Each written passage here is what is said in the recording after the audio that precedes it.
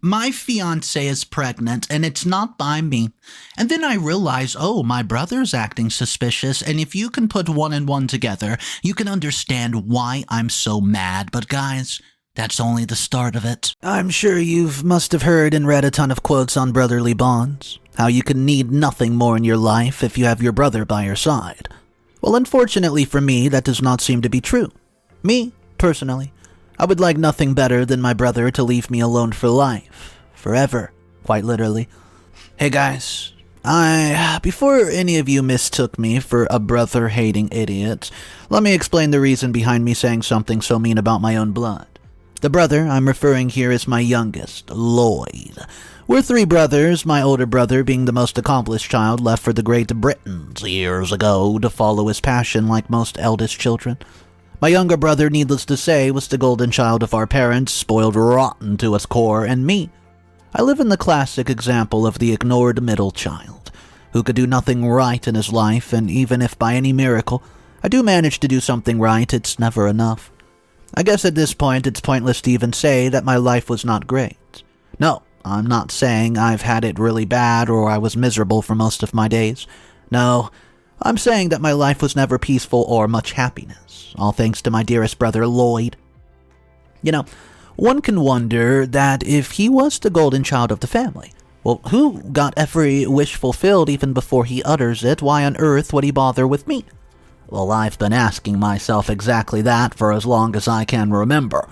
However, due to some of the mysterious reasons that only Lloyd would know, making me miserable is his favorite pastime. Even as a child, he loved creating troubles for me, and dear Lord, he loved to steal what was mine.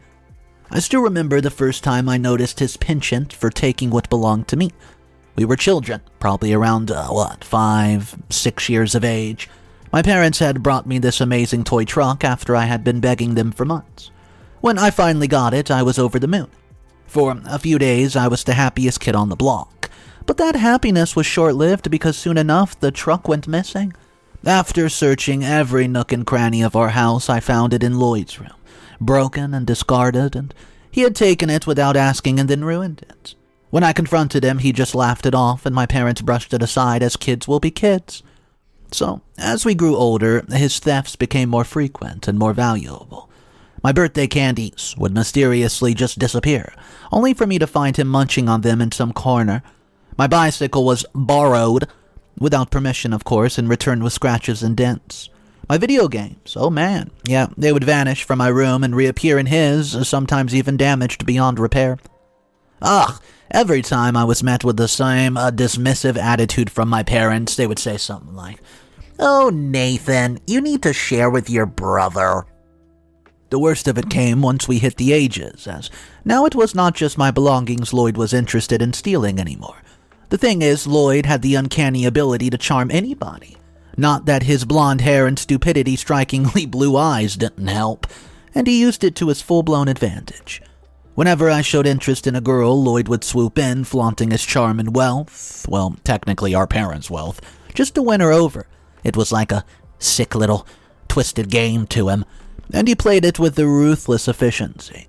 I remember this one time in high school when I had a huge crush on this girl named Emily.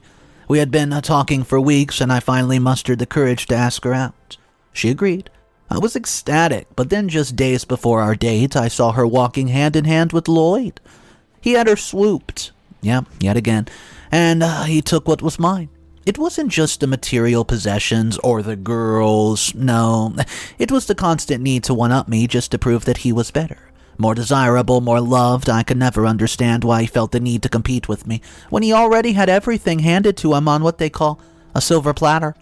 I worked hard for everything I achieved, while Lloyd simply had to ask, and it was given to him. Yet he always seemed to deserve some preserve or, pleasure from taking what little I had. Anyways, things did not always remain the same. I wasn't that stupid, and by the time I was 21, I had learned to keep my distance from Lloyd as much as possible. I moved out as soon as I could and built a life for myself separate from his toxic influence. I now have a decent job, a good circle of friends, and most importantly, a wonderful fiancée, Jenna.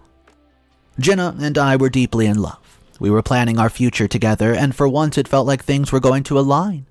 However, I'm not so sure anymore. Actually, I got a little sidetracked venting about my brother. See, in my defense, it's not like I get the chance to do so every day. But anyways, the reason I've had to turn to strangers on the interwebs to lend me an ear is because I've recently found myself in a conundrum that I don't know how to come out of. Let me elaborate on my situation. As I mentioned earlier, Jenna and I are planning our future together. We're about to be married soon. If I thought I was happy, it was nothing in comparison to when Jenna announced her pregnancy a month ago. You know, things could not have been any better. Even my not-so-loving parents and almost unbearable brother seemed dear and like a headlights of these happy events. The news spread quickly among our friends and family, and congratulations poured in from every single corner, every direction. My bachelor party was right around the edge, and my friends had planned a night of celebrations that I would never forget. Well, it did become a night that I'm not able to forget, but not quite in the way I had expected. In my mind, the night of the party, it was an absolute blast. We laughed, we drank, we reminisced about the good times, and for a few hours I forgot all about the troubles and heartaches that had plagued me over the years. I was just a guy having fun with his buds, celebrating one of the biggest milestones in their life. Well, surprising even myself, I had invited my brother. He naturally had better plans to join his elder brother's bachelor, and it felt bad for a while, but soon enough, he was out of my mind and I was back to enjoying my night. Now, I wish he wasn't. I wish I had checked up on him that night. If I had, I would not be sitting worried sick 2 weeks before my wedding, whether my brother slept with my fiancée or not. Yes, I can't even tell how ashamed and embarrassed I am. Even thinking this, well, let alone saying it out loud here in front of everyone, it sounds so ridiculous. I've been with Jenna for the past 3 years, and she's been nothing but loyal to me. Yet for some reason, I'm not even able to get this thought out of my mind. The next day, well, the day next to my bachelor's, I should say, one of my friends called in the evening. He sounded worried and really concerned. He didn't want to tell me at first, but said that he felt guilty about hiding it from me. Well, it turns out that on his way back home from the party, he saw my fiancé and my brother coming out of a hotel together in the wee hours of the morning. I laughed it off at first. Come on. Jenna? Lloyd? Ridiculous. Jenna loved me and Lloyd. Well, he was a pain, but he would not sink that low, would he? I lost count of the numbers of times my friends apologized for being the one to tell me this. However, he seemed adamant about sticking to his guns. I still couldn't believe the guy. I got angry and screamed at him for spouting all this nonsense about my fiancé. I tried to calm myself and told him that he may be mistaken. After all, he was just as drunk as the rest of us. To that, he simply apologized again and told me that he felt like he should tell me and come clean, so he did. Well, whether to believe him or not depends entirely on me. And he hung up the phone. It's been 3 days since the conversation, and I still have not been able to shake this. I try to ignore it, but the seed of doubt has been planted, and it's getting watered by the thought. The more I think about it, the more uneasy I became. I couldn't shake the imagine of my friend and what he told me of the image painted, and I started noticing little things that had not seemed significant before. Jenna, acting a bit strange lately. She was more distant, often lost in thought, and sometimes seeming distracted when we were together. I chalked it up to stress and excitement of the pregnancy, but now I'm not so sure. I'm not sure if it's really true or if I'm just seeing things due to the suspicion I have in my mind already. I trust Jenna, but what if my friends are telling me the truth? It would not be the first time somebody had picked my brother over me. I don't know what to do anymore. I'm supposed to get married in 2 weeks, but how can I, with such a huge suspicion in my mind? Please tell me what I should do. Should I ask Jenna, or should I confront Lloyd? Or hell, both. What if it's not true, and I end up breaking up the heart of my child's mother, or 2 weeks before the wedding? But what if it is? Anyways, guys, can you please help me? What's up, everybody? Today's story is an intense one. Mr. Reddito here. We're going to check out 2 comments before we hop into the first update. And yes, this story is going to get really crazy. If you guys are new to the channel and you enjoy these stories, make sure you hit that subscribe button for daily videos. Thank you so much for the support. Here's the first comment from Silly Gummy 39. Hey OP, I totally get why you're feeling all kind of confused. I mean, Lloyd sounds like a total nightmare. Always messing with your stuff and trying to one-up you. It's no wonder you're on edge, man. Honestly, it sounds like you've done an amazing job building a life for yourself despite all the drama. About Jenna, I think you really need to talk to her straight up. Keeping this stuff bottled up is just going to eat at you. Maybe it's just a misunderstanding and you don't want to wreck things because of a suspicion. Just have an honest convo with your girl. See where it goes. You've been through a lot, man, and you deserve some peace of mind. I hope it works out for you. Stay strong, bro. Comment number 2 comes from Melanchime, 15. Dude, you're seriously acting paranoid as heck. Lloyd might be a jerk, but you're letting your own insecurities ruin everything. Jumping to conclusions based on one friend's drunken sight? Ridiculous. Jenna is your fiancée carrying your baby, and instead of trusting her, you're already assuming the worst. It's honestly pathetic. You sound like you're looking for reasons to sabotage your own happiness. Get over yourself and stop playing the victim, OP. If you keep this up, you're going to end up alone, and honestly, it'll be your own dang fault. Update number 1. I may just have ruined everything.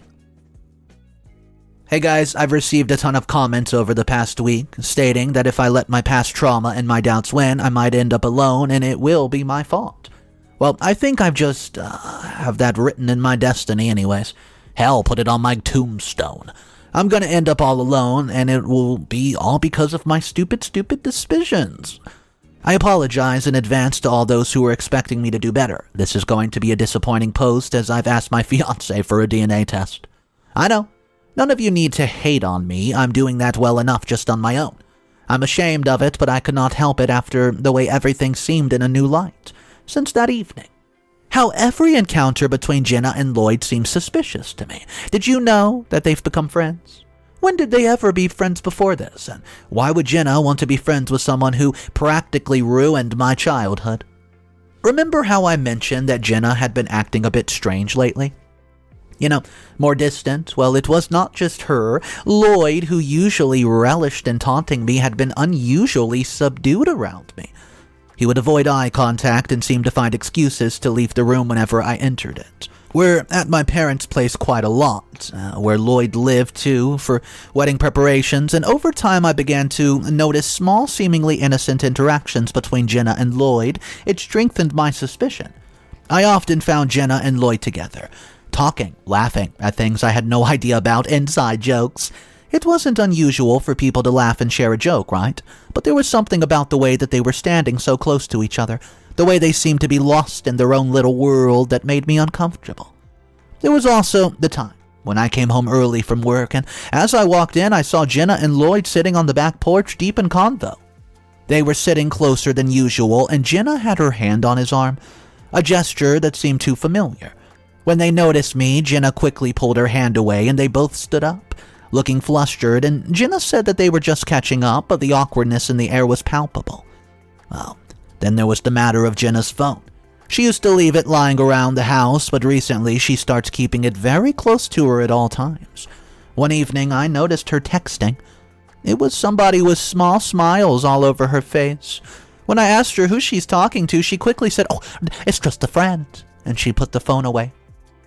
Well, I even confronted Jenna about her recent closeness with Lloyd. At first, she tried to dismiss it, but when I really insisted on discussing it, she got defensive and blamed me for being petty and paranoid. She even went as far as to say that I'm still stuck on my childhood traumas. We ended up not talking at all that night. However, I still found her talking in these hushed voices to Lloyd in the next day. Since when did they become such close friends? Where I'm wrong about this suspicion, where is it? Please, is there truly something going on between them? Amidst all this chaos inside my mind, I asked her again, since, well, when she has been so close to Lloyd. This time she was furious at the question and said that maybe we should not even be getting married. This was the last straw. In my fury, I ended up asking for a DNA test for the baby. She was shocked, tried to talk me out of it, but I was too furious to listen, and ended up saying that I would next talk to her once I have that DNA test in my hand. I don't know if what I did was right or wrong, but I don't know what else I should do. I mean, what was I supposed to do? My marriage is on the brink of explosion. is going to end, and I have no idea what I'm supposed to do next. Do you? Update number 2. I'm so sorry for the long absence, I really am. I couldn't help it. Things have taken such a huge turn in my life, so huge that I'm no longer the old Nathan anymore. It's been 3 months since I last posted, and a lot has changed over the months. I've cut ties with my parents, my brother, my fiancé, and almost all the people I knew. I mean, how could I face those people after all the embarrassment I faced? Let me tell you guys what happened. 2 days before the wedding, I found out that baby Jenna was carrying a baby that wasn't mine. It was Lloyd's. I was devastated. The anger and betrayal I felt were overwhelming. I kid you not. I immediately called off the wedding right then and there and broke up with Jenna. She tried to explain and apologize, but I wouldn't listen. The pain was too much, and I went straight to my parents' house to confront Lloyd. And when I asked him about it, he shamelessly admitted to sleeping with Jenna. I lost it. We started screaming. And before I knew it, we were in a full-blown fight, hitting and shoving each other. I hit him with the 1-2. My parents came rushing in, and to my shock, they took Lloyd's side. They blamed me for not controlling my fiancé better. Their words cut deep. The people who were supposed to support me were the ones blaming me for the betrayal I suffered. I was furious and felt completely alone. I told them exactly what I thought of their twisted loyalty and packed my bags and left the house. I needed to get away, so I just picked the first flight I could find and went as far away as the eye could see. Luckily, while away on vacation, I found a great job opportunity, and after a few interviews, bada bing bada boom, I decided to take the job and move there permanently. It's a big change, man, but I knew I could not go back to my old life. It has been almost 3 months since I moved here, and I settled into my new job and new life, and I made new friends and started to heal. However, the memories of Jenna and Lloyd's betrayal, it hurts, still. And the fact that they both got married a month after I left did not help either. I called my friend who first informed me about the betrayal and apologized to him. He was kind enough to forgive me and was really sympathetic towards me. It was him who told me about their wedding. Well, I guess this has nothing to do with me now. I made a choice when I left everything behind, and they're no longer my family. Yeah, their actions hurt me deeply, but I'm not going to let them control my future. So I guess with this, it'll be my last post. Hopefully, I won't need to come back here ever again. I want to thank you guys for all the kindness and support throughout my journey in the comment section. Thank you. Take care and goodbye. What's up, guys? Mr. Reddito here, and you thought the story was going to end like that? Well, me too. But guess what? We're not done. Update number 3. It came out a year later, and I found it in the comment section. Here it is, update number 3. Hey guys, it's been over a year since I last opened this post. I honestly hope to never return back here, but like always, life has its own plan. And what does she care about what we want or not? It will throw whatever she wants to throw at us. Things were going great. I was almost happy in my life and had almost forgotten about the so-called family I once used to have. Until 2 weeks ago when I received a call from an anonymous number. My parents. They sounded desperate and begged me to come back but would not tell me why. I was conflicted, and after everything that happened, the idea of going back was tough to swallow. I spent days contemplating whether or not I should go, but soon I concluded, indeed, that I have to. Otherwise, the suspense would keep eating me from the inside. When I arrived, I was shocked by how different they looked. They seemed older and more worn out than I could have remembered. The once confident and somewhat overbearing figures in my life were now visibly distraught. They quickly explained their sitch. Lloyd had tricked them into naming the house in his and his wife's name, and then threw them out to the street. They had nowhere to go and have been living from couch to couch with friends, temporarily of course, and now they want my help. Well, I asked them what they wanted me to do. They shamelessly asked me to buy them a house or take them in. I couldn't believe the words I just heard. After all they put me through, they had the audacity to ask for such a favor. I felt a surge of anger, but also a pang of pity. I clearly refused to buy them a house, but did not want to leave them on the streets either. After all, they were my parents, no matter how bad they actually were. I decided to take them with me to confront Lloyd. Maybe there was a way to fix this without me having to bear the entire burden. Where we reached Lloyd's house, I noticed something strange right away. Jenna was nowhere to be found. Lloyd was alone with the baby, and he looked more disheveled and stressed than I'd ever seen him.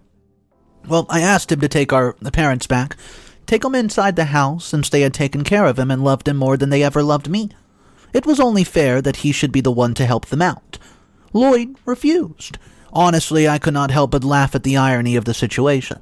Here were my parents who gave everything to this guy and chose him over me every single time. However, now they no longer have anything to give. And suddenly my parents need me to even talk to their golden child. I don't know what to do anymore. So I tried to talk sense into Lloyd a bit more and implored him to reconsider his decision. After hours and hours of arguments, he said he could not take them back, but did agree to give them some money to help them get by. This seemed better than nothing. However, little did I know that things were just starting to get interesting. When Lloyd went to get the money, he discovered something shocking. All his lockers were empty. His bank accounts were completely cleaned out, and it turned out that only recently, Jenna had taken all the money and ran away, dumping the baby on him, and Lloyd was furious and panicked. He called the police to report Jenna, but there was little that they could do immediately. I won't lie, it felt good to see Lloyd suffering with no other options. Lloyd threw us out. My parents were in tears, pleading with him to reconsider, but he was too wrapped up in his own problems to give a care. I had to think quickly. I could not take them back with me, and I did not have the resources to buy them a new house. And even if I did, there was no way I was letting them back into my life. A year ago, they made a choice when they chose to side with my brother, and they can't just take it all back. So, after many entitled arguments from my parents, they ended up in a public old age home, and I returned back home to my state. I know many of you are going to judge me for harshness of what I did. I'm not proud of it either, but I'm not much sorry either. When I left my old life, they were all dead to me, and people don't often invite dead people to live with them, and if they do, they're weird. I wish I could say that finally this is my last post, however, something tells me that things are far from over. So, until next time, I guess goodbye. Once again, if you thought that was the final update, well, you're wrong. Final update is now. Update number 4. Just as I try to refocus on my life, open it back up away from my family drama, one thing or the other threatens to pull me back to the chaos. This time it was a call from my brother, Lloyd, that I received about a week after returning, and he was crying. I'd never heard him like this before, genuinely distressed and broken. And through his sobbing, he explained that not only had Jenna taken all of their money, but she also had gone and sold their house. The house was in both their names, and now he was being thrown out. He had nowhere to go, no money, and was utterly desperate, and for a moment it felt a pang of guilt in my stomach. But it was quickly overshadowed by the memories of all the pain and betrayal that they've caused me. I told him that there was nothing I could do to help him. As I was about to hang up, he pleaded with me to at least think about the baby. The baby? The most painful part of it all, the baby? The baby I once thought was mine and waited for with all the love in my heart. It was a bitter memory. However, the baby. Yes, it's an innocent thing, and all of this, and did not deserve to suffer because of the mistakes of his parents. I took a deep breath and told Lloyd that I knew some people in foster care who could take good care of the baby. This was the least I could offer. However, I made it clear that it came with one condition: he would never, ever in a million years contact me again. This was his last lifeline from me, and I'm giving it to him. He had no choice but to agree. I contacted my friends in the foster care system. They quickly made arrangements to take in the baby. I was relieved that now the baby would be taken care of, well, maybe, better than he might have in his own home. Lloyd was with nowhere else to go. Ended up living on the streets for years. It was a harsh turn of events, but it was a consequence of his own actions. My parents, who had been so quick to side with him and blame me, found themselves in a poorly run old age home. They were ill-treated and neglected, a far cry from the comfortable life that they'd always known. It was tragic, but again, it was a situation they have helped create by their blind favoritism and lack of support for me. I got to learn all this from the same friend who first informed me about the betrayal. He's the only person from back in the town I still talk to.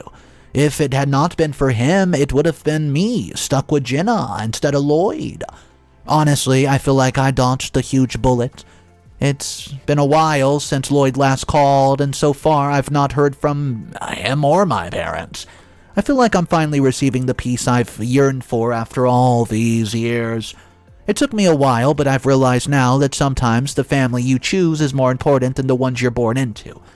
I found my own place here, my own tribe, people who support me, who love me, and value me for who I was. And that, I think, was the greatest victory of it all. What do you think? Anyways,